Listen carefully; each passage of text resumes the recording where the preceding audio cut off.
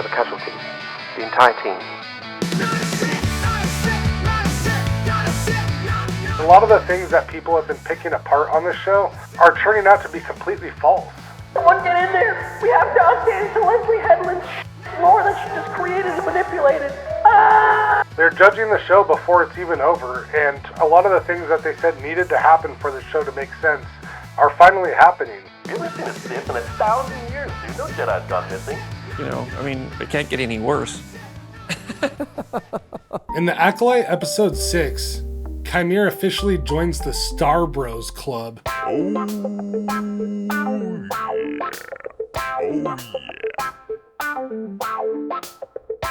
We don't get a whole lot of action, but what we do get is a sense of where the plot is going. We can tell that Chimera is seducing Osha with the dark side. What you're feeling right now, this anger, this pain, this is who you are. Leslie Headland has always been obsessed about the seduction of the dark side. I was always really hit by Obi-Wan's line in A New Hope when he says Vader was seduced by the dark side. Vader was seduced by the dark side of the Force.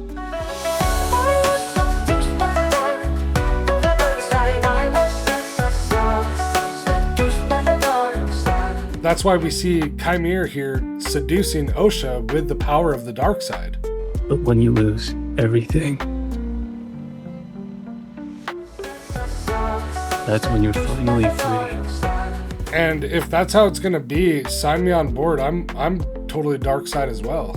Oh yeah. So one of the things that people have said, you know, all the Jedi must die for this show to make sense. There were casualties.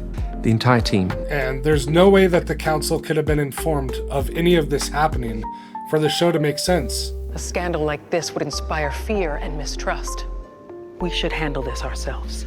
I don't know anything. I don't know anything.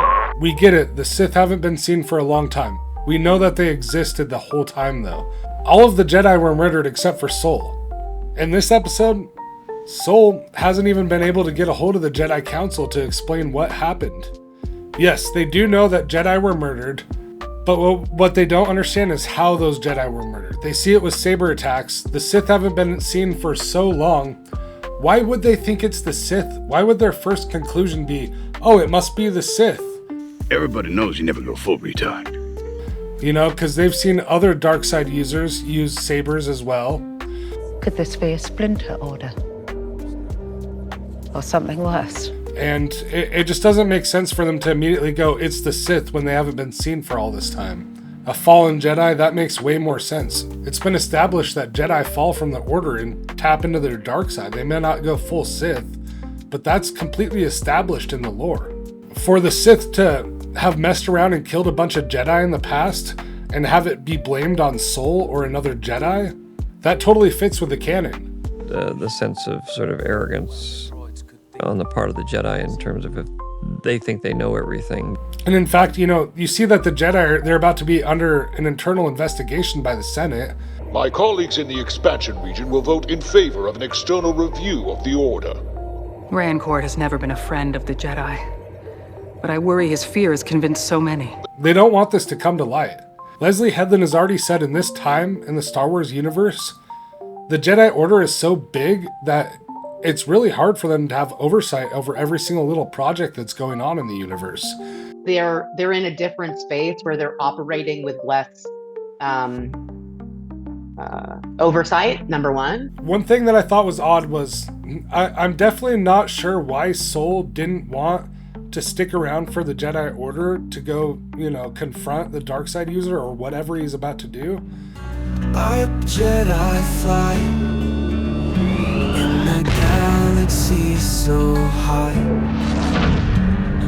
He's about to explain what happened on Brendok to May, and I have a feeling that he's going to convince May to join the light side.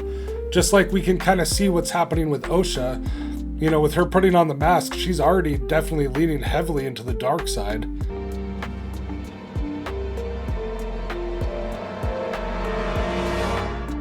And I thought that was a cool shot that we got with her having the mask on. Really reminded me of when we get to see Vader put his mask on for the first time. Basil Don't get me wrong, I like Basil, he's great. My only problem with Basil is every time I see him, I'm like, okay, you're on a spaceship. It's like being in a car with a bunch of people.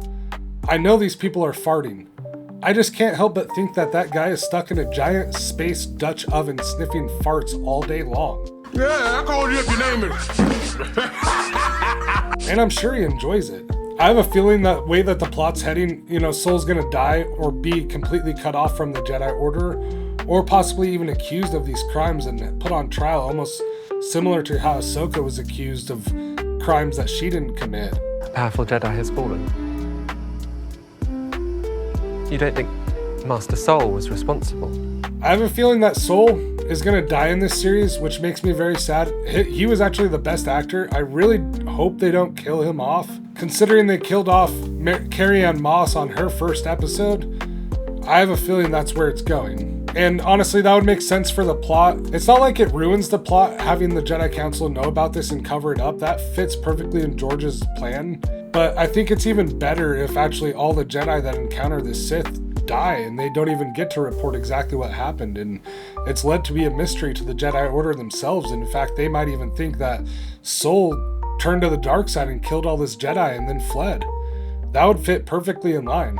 And so I think it's funny that all the people who've been shitting on this series for that exact reason, that reason is turning to play out exactly how we thought it would, how it should have. I really want everybody to hold their horses and let's judge this once it's entirely out.